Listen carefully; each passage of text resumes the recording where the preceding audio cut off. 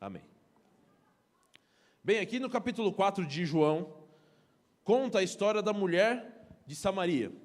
Jesus vinha com seus discípulos no seu caminho, no seu trajeto, e aí entrou numa cidade ali de Samaria, num vilarejo de Samaria, e se assentou na beira de um poço. Veio ao encontro dele, não ao encontro dele propriamente dito, mas alguém ali para retirar água, uma mulher. E Jesus começou a conversar com aquela mulher. E aí, num certo momento, ela perguntou assim, mas o senhor conversando comigo? Porque os samaritanos, eles eram rivais dos judeus, certo? Eles não se davam, não adiantava, não tem conversa. Mais do que brasileiro e argentino. Bem mais. Porque brasileiro e argentino só tem rixa no futebol. Porque quem foi lá na Argentina sabe que eles nos amam. Né? Abrem os braços, nos amam. Mas aqui tinha uma rixa interminável, não tinha fim. Eles se odiavam. Muito mais os judeus com os samaritanos do que o inverso. Mas não tinha conversa. Conversar com um samaritano era se tornar imundo na visão do judeu. E Jesus era judeu. E além disso, Jesus, além de estar conversando com um samaritano, era uma mulher, que na época não era muito normal isso acontecer, até porque os líderes religiosos não conversavam com mulheres, e muito menos se elas fossem samaritanas. E aí, num certo momento, ela conversando com ele, ele olha e fala assim para ela em algum momento, lá no verso 13, diz assim, afirmou-lhe Jesus, quem beber dessa água tornará a ter sede. Aquele que beber da água que eu lhe der, nunca mais terá sede. Pelo contrário, a água que eu lhe der será nele uma fonte a jorrar para a vida eterna. Disse a mulher, Senhor, dá-me dessa água para que eu não mais tenha sede, nem precise vir aqui buscá-la. Disse-lhe Jesus, vai, chama teu marido e vem cá. Ao que lhe respondeu a mulher, não tenho marido. Ponto. Jesus sabia que ela tinha ou não tinha marido? Sabia, e ele completa a história dela dizendo assim, continuando aí no verso 17, replicou-lhe Jesus, bem disseste, não tenho marido, porque 5 maridos já tiveste, e esse que agora tens não é teu marido. Isto disseste com verdade. Além dela ser uma mulher, ser samaritana, ela estava totalmente contra os conceitos da época, e os conceitos de pureza, de moralidade da época e dali da sua região. E Jesus estava ali conversando com ela. E agora começa aqui, no verso 19, o ponto central do nosso assunto. E eu vou continuar lendo com vocês. Diz assim, Senhor, disse-lhe a mulher, vejo que tu és profeta. Nossos pais adoravam neste monte. Vós, entretanto, dizeis que em Jerusalém é o lugar onde se deve adorar. Disse-lhe Jesus, mulher, podes crer-me que a hora vem, quando nem neste monte, nem em Jerusalém adorareis o Pai. Vós adorareis o que não conheceis, nós adoramos o que conhecemos, porque a salvação vem dos judeus. Mas vem a hora, e já chegou, em que os verdadeiros adoradores adorarão o Pai em espírito e em verdade, porque são esses que o Pai procura para seus adoradores. Deus é espírito, e importa que os seus adoradores o adorem em espírito e em verdade. Eu sei, respondeu a mulher, que há de vir um mestre chamado Cristo. Quando ele vier, nos anunciará todas as coisas. Disse-lhe Jesus, eu sou, eu que falo contigo. Neste ponto, chegaram os seus discípulos e se admiraram de que estivesse falando com uma mulher. Todavia nenhum lhe disse, que perguntas? Ou por que estás aí a falar com ela? Quanto à mulher, deixou o seu cântaro, foi à cidade e disse àqueles homens, vinde comigo e vede um homem que me disse tudo quanto tenho feito. Será este porventura o Cristo? Saíram, pois, da cidade e vieram ter com ele.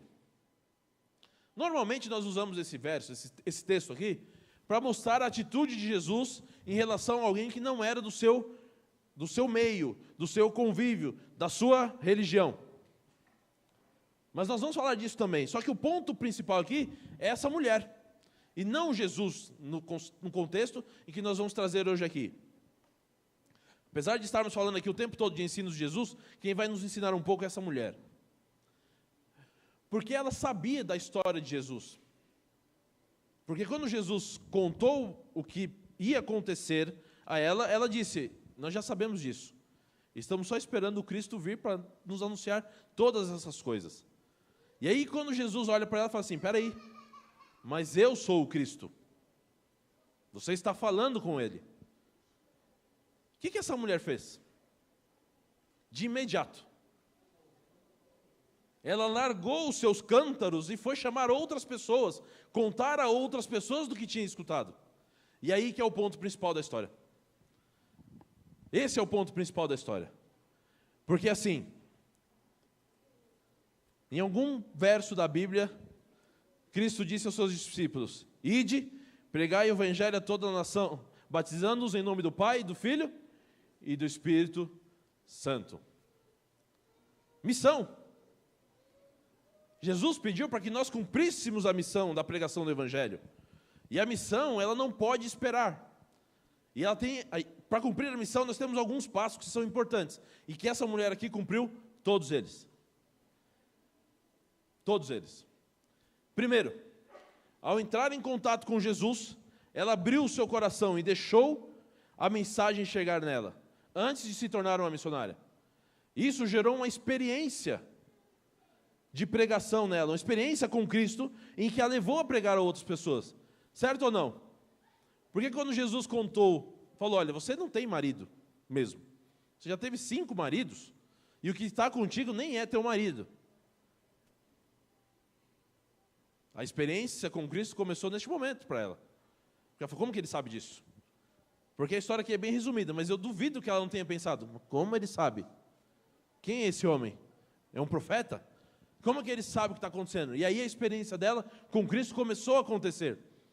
E aí quando ela fala assim: ó, Jesus vai vir e vai nos falar de tudo isso, Cristo olha para ela e fala: eu sou o Cristo. A experiência estava completa na vida dela. E essa mulher, ela não se conteve, e com urgência foi pregar o evangelho a quem estava ao seu redor. E por que eu estou batendo tanto na tecla da urgência? Irmãos, nós estamos num momento do mundo bem tranquilo, não é? Não? Bem turbulento? Um mundo cheio de guerras, cheio de problemas, Satanás tentando destruir a família, tentando destruir tudo que Deus criou, tentando implantar o espiritismo dentro de um conceito humano que Deus não quer, que não é o que Deus quer. A todo instante, em todo lugar se fala disso. Isso está embutido em todos os processos da vida, da sociedade. E nós estamos aqui achando que não tem urgência no negócio. Olha o que eu vou ler com vocês, vocês já conhecem esse verso. Abram lá sua Bíblia. Mateus 24.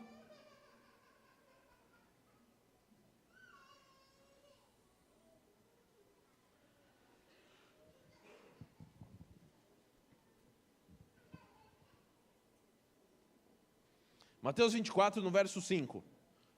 Eu já preguei sobre esse capítulo aqui, nós vamos só passar rápido por ele. Diz assim, ó: porque virão muitos em meu nome, dizendo... Não, vamos no verso 4, desculpa. E ele respondeu: vede que ninguém vos engane, porque virão muitos em meu nome, dizendo, eu sou o Cristo, e enganarão a muitos. Isso acontece nos nossos dias ou não? Claro que acontece. E acontece de forma muito sutil. Muito sutil. E eu me preocupo muito quando eu vejo cristãos que conhecem a palavra, que estão de acordo com os conceitos de Cristo, entrando nesses conceitos que não são nossos, não são o que Deus pediu para nós, e se tornando enganados por isso. Outro dia eu estava conversando com alguém, cristão, professo, convertido, conversando sobre a ideologia de gênero. Eu não vou entrar nesse assunto aqui, porque senão a gente passa a tarde falando. Mas num conceito de ideologia de gênero, de que o amor, ele é o amor. Que o amor vale para tudo, o amor aceita tudo, o amor é de qualquer forma, de qualquer maneira. Não importa como ele aconteça. Sendo amor, tá legal, Deus está aceitando. E que nós temos que respeitar isso. Realmente, nós temos que respeitar as pessoas que praticam o amor dessa forma. Porque Deus disse, amai ao próximo como a ti mesmo. Ele não disse assim, escolha quem é do seu jeito e ame igual você te ama. Não, tem que amar a todos, e nós temos que aceitar a todos mesmo. Mas aceitar esse conceito como normal para a nossa vida, não dá. Não dá. Por quê? Porque ele mata os preceitos que Deus colocou para nós. Um conceito de vida que Deus nos colocou. E aí a pessoa debatendo comigo, dizendo que eu estava errado. Que nós temos que aceitar, e é assim mesmo, o mundo está mudando. Cristão. Me incomoda muito quando eu olho no Facebook, as pessoas colocando texto, conversando com as pessoas que já se foram. Que já morreu. Hoje faz 5 anos, minha mãe, que você se foi. Morreu, não vai ler. E aí a gente fala assim, não, Rodrigo, mas você está sendo radical. Isso não é radicalismo. O inimigo pega a gente aonde? Nas coisas pequenas, onde a gente nem percebe. São nessas minúsculas coisas que o inimigo nos pega e começa a transformar o nosso ser, a ponto de nós acharmos que tudo isso é muito normal. E nós não podemos cair nesses enganos. Nós temos que estar alertas a todo instante, de que o inimigo está nos atacando a todo momento, e nós temos que estar prontos para isso. E só vamos estar prontos quando? Quando tivermos uma real experiência com Deus. Porque aí sim nós vamos identificar o que é certo e o que não é, nessa vida e na sociedade onde nós estamos inseridos. Precisamos ter muito cuidado com isso. Muito cuidado. Eu não estou falando para a gente tirar as pessoas que pensam diferente da nossa vida. Pelo contrário, elas têm que ver em nós que nós somos diferentes. E que nós pensamos diferentes, que temos um conceito de vida que nos faz feliz, que nos transforma a cada dia em pessoas melhores, e que ela também pode viver dessa forma, como nós vivemos, sem se tornar alguém fora do contexto do mundo e da sociedade. Porque Jesus Cristo, quando foi sentar lá com os publicanos, com Mateus, ele queria falar com Mateus Levi, lá com Levi e Mateus, e ele teve que sentar com quem para conversar com ele? Com os publicanos. Ele não podia ir lá numa igreja e falar, vem na igreja aqui falar comigo. Ele não ia. Jesus foi até ele, lá no meio dele. E aí toda a igreja, os fariseus, dizendo, olha, Jesus é um glutão, um comedor de carnes, e que se senta com os pecadores. E aí Jesus olha para ele e fala assim, eu não vim aqui para quem está salvo. Doente precisa de médico. Quem está são não precisa. E eu tenho que estar com os doentes mesmo, porque eu vim trazer salvação ao pecador. E aí o mundo está mudando todo o conceito, né? A ideia do cristianismo é Cristo no centro de todas as coisas.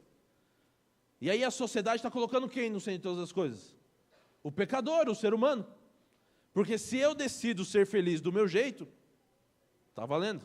É isso que importa. O que importa é ser feliz. E não é bem assim. O que importa é ser feliz fazendo o que Deus nos pede. Amando esse Deus, a ponto de abrir mão do eu, abrir mão da minha vida, abrir mão das minhas necessidades para fazer a necessidade de Deus. Aquela mulher que foi buscar água no poço, ela ia naquele horário específico, que era por volta do meio-dia, porque ninguém ia. Porque o sol estava no mais forte possível, na temperatura mais forte, era um ar seco, ruim, não era o momento de buscar água. Mas ela ia porque ela não queria contato com ninguém, ela queria estar sozinha. E aí quando Jesus olha para ela e fala, olha, eu sou o Cristo, ela imediatamente larga tudo que ela foi fazer, abriu mão da sua necessidade para ir contar isso aos outros. O quanto de urgência eu e você estamos colocando na mensagem da volta de Jesus? Na mensagem que transforma as pessoas. Irmãos, o mundo ele está mais por fim do que por começo. Quem acha que o mundo... Não estou aqui para fazer sensacionalismo nenhum. Mas se nós acharmos ainda que o mundo tem muito aqui para dar, para rodar, nós estamos com algum problema, porque não estamos olhando o que está acontecendo. E estamos vivendo exatamente como viveram aqueles homens na época do nascimento de Cristo, que não identificaram que Cristo nasceu, mesmo sabendo de todas as profecias.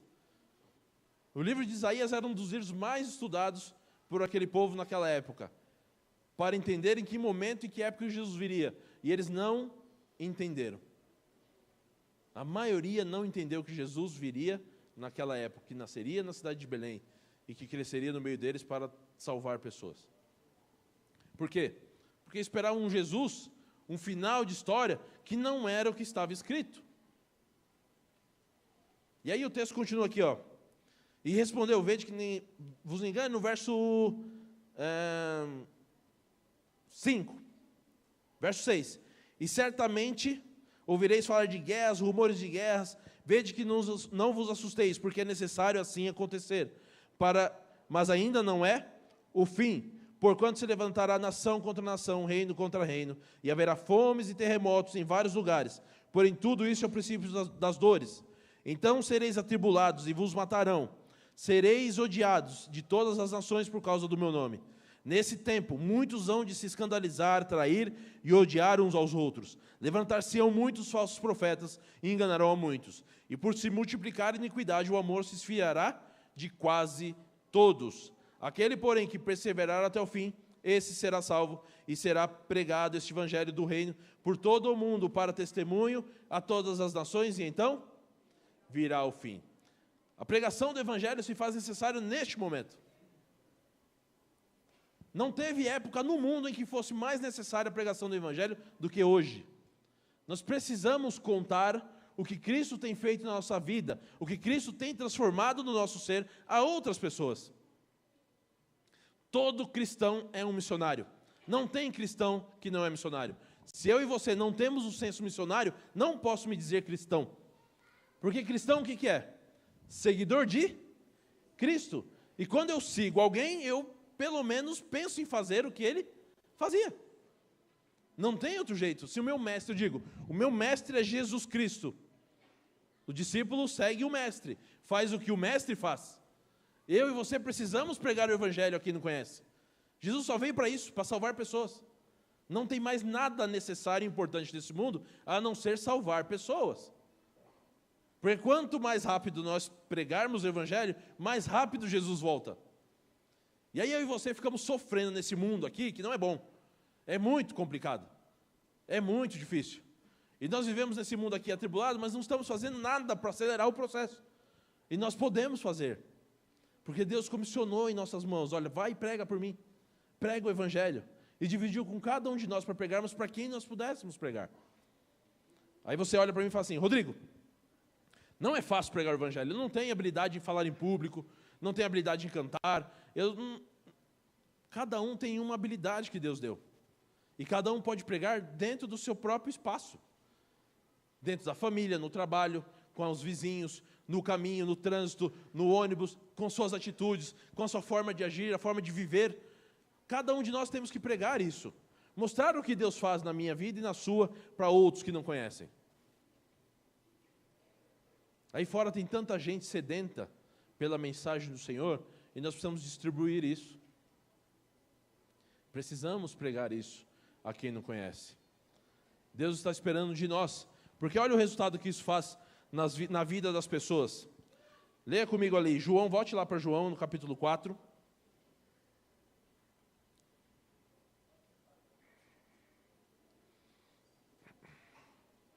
No verso 39.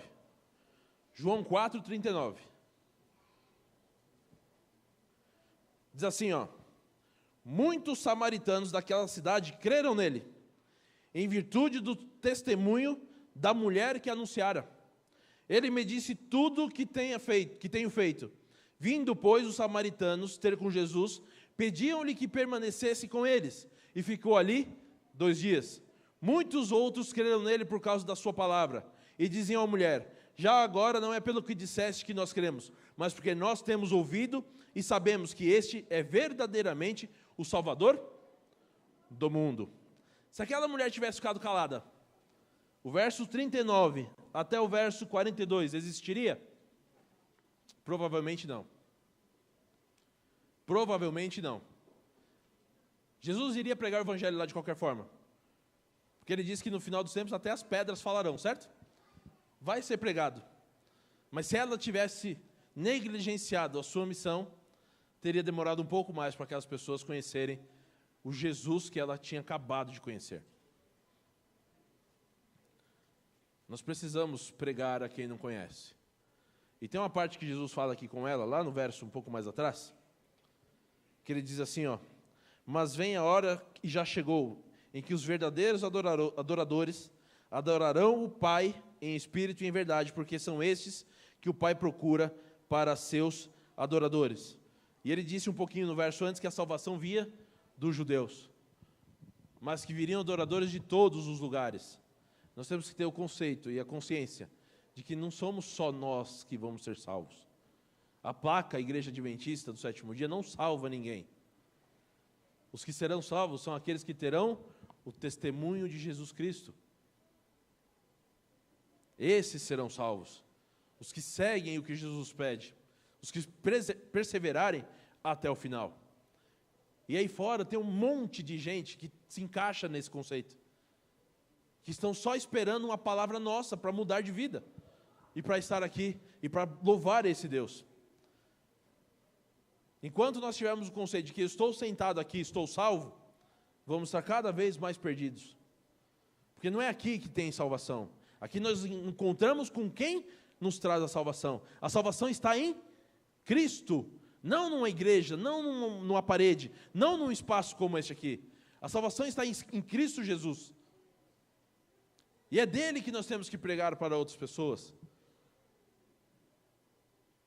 Os 10 mandamentos, tudo isso não salva ninguém. Só Cristo salva. O restante é consequência de uma obediência por amor a esse Deus, a esse Salvador, que morreu na cruz do Calvário por cada um de nós. E aí eu e você pergunto, você quer ir para o céu para quê? Já pensou nisso? Já parou para pensar? Por que eu quero ir para o céu? Por que eu quero a salvação? E não tem problema nenhum em querer ser salvo para deixar este mundo, para sair das tribulações, para deixar a doença. Eu quero que Jesus volte logo, por exemplo, para minha esposa ser curada, porque quando Jesus voltar, todos serão transformados. Mas esse não pode ser meu único objetivo, porque ele é muito pequeno. Eu tenho que querer ser salvo para ver Jesus Cristo, que me salvou na cruz do Calvário. É por isso, para ajoelhar nos seus pés e agradecer, Senhor, muito obrigado pelo que o Senhor fez por mim, porque ninguém mais ia fazer. Se Jesus não viesse na cruz e morresse por nós, não teríamos esperança de nada. Só através de Jesus Cristo é que vem a salvação e a esperança de uma vida melhor. Então eu e você queremos ser salvos para isso, para ver Cristo. E não dá para ir sozinho. O céu vai ser muito chato sozinho. Tem que ter muita gente lá. E nós temos que ajudar essas pessoas a irem conosco. Se eu quero ir, eu tenho que levar alguém comigo. E aí eu tenho que pregar isso para quem não tem.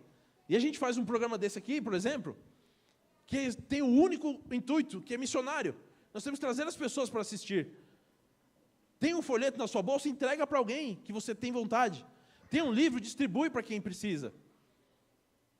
Alguém está com um problema? É a chance de falar de Deus para ela. Porque Deus pode transformar o problema dela em solução.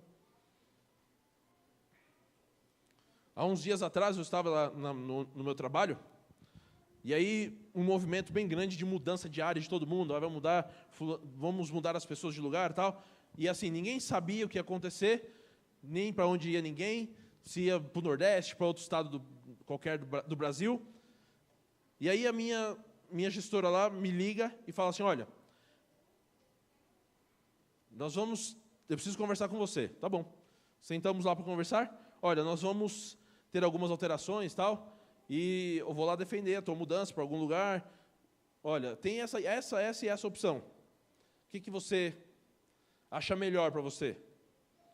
Aí eu olhei para ela e falei assim, olha, eu não acho nenhuma melhor. A melhor é onde eu estou, porque eu não mudo a minha vida. Mas, eu não posso nem permitir que você escolha, nem eu escolher. Porque quem escolhe os meus caminhos são Deus. É Deus. Ele escolhe todos os meus caminhos. Então, assim, se vocês lá decidirem ou não para onde vão, se Deus não quiser, eu não vou. Tem que ser para onde Deus quiser.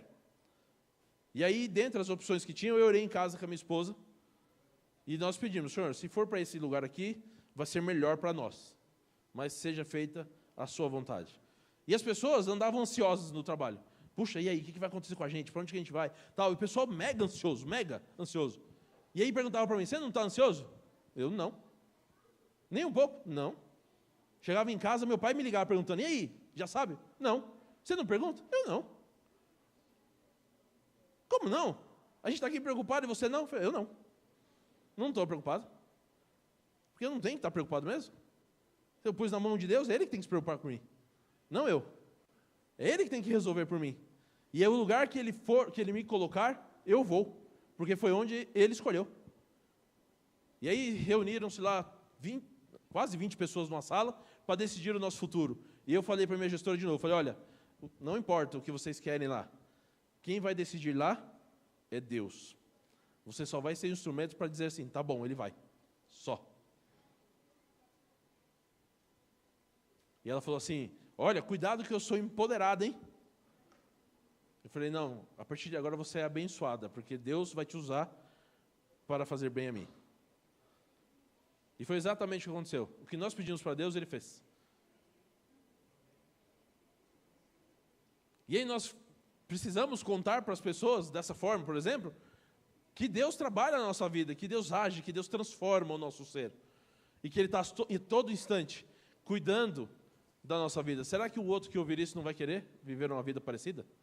Não vai querer ter uma experiência com esse Deus que transforma vidas, que nos concede o melhor todos os dias?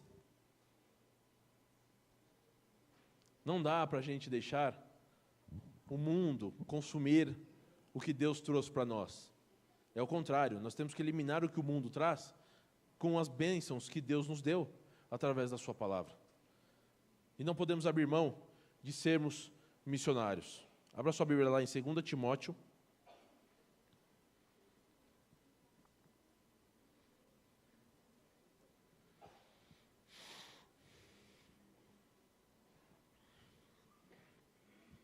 No capítulo 3, primeiro.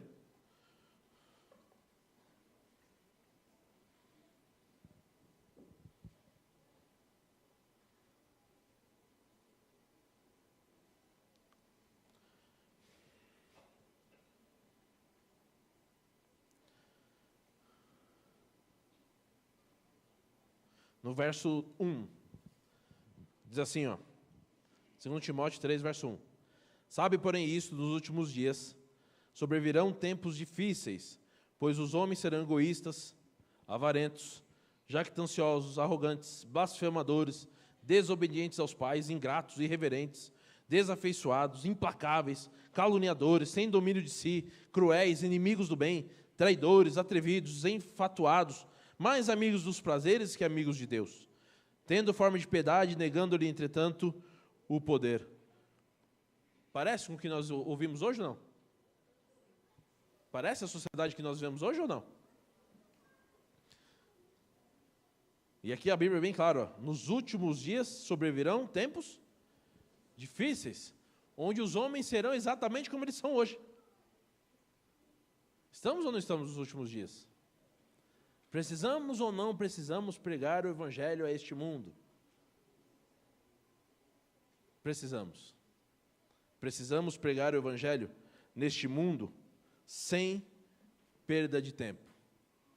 Está passando o tempo de nós pregarmos o Evangelho a este mundo.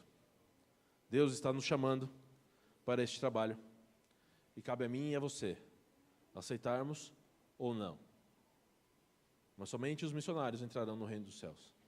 Somente aquele que conseguir levar pelo menos uma pessoa consigo. Esses entrarão no reino dos céus. Jesus está por vir. No final dos tempos, lá em Mateus 24, acabamos de ler, ele acontecerá a partir de que momento? A partir da pregação do Evangelho. Da pregação para aqueles que não conhecem ainda. E aqui, ó, eu vou ler rapidamente para vocês, para nós encerrarmos. Diz assim, no verso 15 de Mateus 24. Vamos abrir que eu vou ler rapidinho. Quando, pois, virdes o abominável da desolação do que falou o profeta Daniel no lugar santo, então os que estiverem na Judéia fujam para os montes. Quando estiver sobre o eirado, não desça a tirar de casa alguma coisa. E quando estiver no campo, não volte atrás para buscar a sua capa. Ai das que estiverem grávidas e das que amamentarem naqueles dias. Orai para que a vossa fuga não se dê no inverno nem no sábado, porque nesse tempo haverá grande tribulação, como desde o princípio do mundo até agora não tem havido e nem haverá jamais. não tivessem aqueles sido abreviados, ninguém seria salvo, mas por causa dos escolhidos, tais dias serão abreviados. Então, se alguém vos disser, eis o Cristo, ou ei-lo ali, não acrediteis, porque serão falsos cristos e falsos profetas, operando milagres e grandes prodígios para enganar, se possível, os próprios eleitos. Vede que vô-lo tenho predito. Portanto, se vos disserem, eis que ele está no deserto, não saiais. Ou, ei-lo no interior da casa, não acrediteis. Porque assim como o relâmpago sai do oriente e se mostra até o ocidente, assim há de ser a vinda do Filho do Homem. Onde estiver o cadáver, aí se ajuntarão os abutres. Eu li isso aqui para nós entendermos o seguinte: o final dos tempos não será fácil, e não será simples, e nós precisamos estar preparados. E através da missão e da pregação do Evangelho, nós vamos nos colocar neste patamar de preparo suficiente para estarmos com o Espírito cheios do amor e do poder de Deus, para enfrentarmos esta batalha final e adentrarmos com os nossos amigos que nós trouxemos aos pés de Cristo nas mansões celestiais e vivemos eternamente com o nosso Salvador. Amém.